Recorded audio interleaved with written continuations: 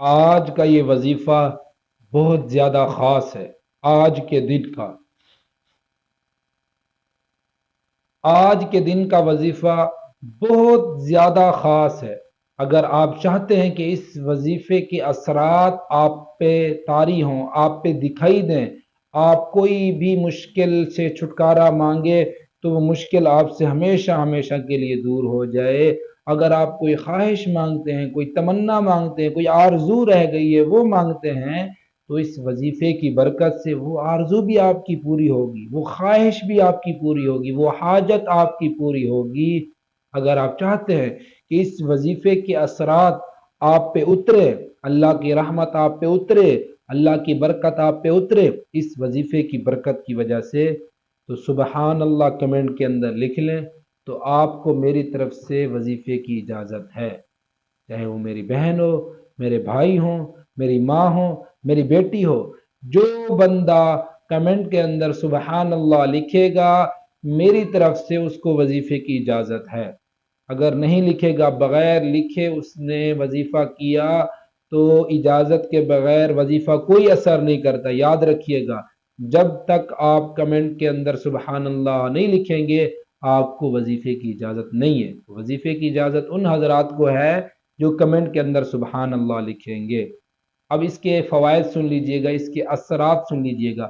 جو بندہ آج کے دن اس وظیفے کو کر لیتا ہے، تو اس وظیفے کی برکت سے اگر وہ چاہتا ہے کہ میرے کاروبار میں رکاوٹیں ہیں، کاروبار بڑھ نہیں رہا، تو اس وظیفے کی برکت سے اس کا کاروبار چلنے لگے گا۔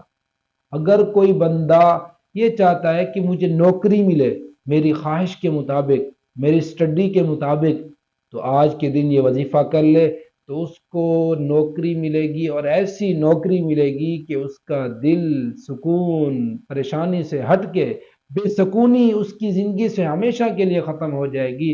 وہ دل و جان سے سکون کے ساتھ اس نوکری میں کام کرے گا، اگر آپ نے آج کے دن یہ وظیفہ کر لیا۔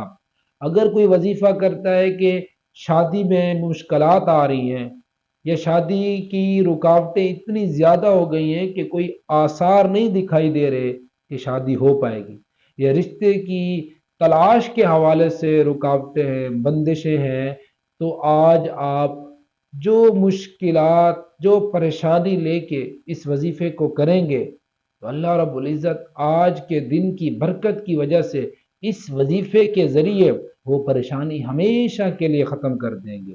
تو وظیفہ سن لیجئے گا۔ سب سے پہلے میں آپ کو دوبارہ کہہ دوں کہ سبحان اللہ کمنٹ کے اندر لکھیں گے تو آپ کو وظیفے کی اجازت ہے۔ سب سے پہلے آپ باوضو ہو جائیں۔ دوسرا کام، آپ نے 3 بار درود ابراہیمی پڑھنا ہے جو ہم نماز میں پڑھتے ہیں۔ اور تیسرا کام آپ نے یہ کرنا ہے کہ 7 بار سورۃ الفاتحہ کی اس آیت کو پڑھنا ہے، ایاک نعبد و ایاک نستعین، 7 بار۔ اور چوتھا کام آپ نے یہ کرنا ہے کہ دوبارہ 3 بار درود ابراہیمی پڑھنا ہے۔ پھر آپ نے اس وظیفے کو کرنے کے بعد اللہ سے دعا مانگنی ہے، اللہ پر بھروسہ کرتے ہوئے، یقین کرتے ہوئے اللہ سے مدد مانگنی ہے، نصرت مانگنی ہے۔ جو پریشانی بھی آپ اللہ سے مانگیں گے، ابھی آپ کے ہاتھ چہرے کو نہیں پلٹیں گے کہ آپ کی دعا فوراً قبول ہو جائے گی۔ دعاؤں میں یاد رکھیے گا۔ جزاکم اللہ خیرہ۔ وعلیکم السلام ورحمۃ اللہ وبرکاتہ۔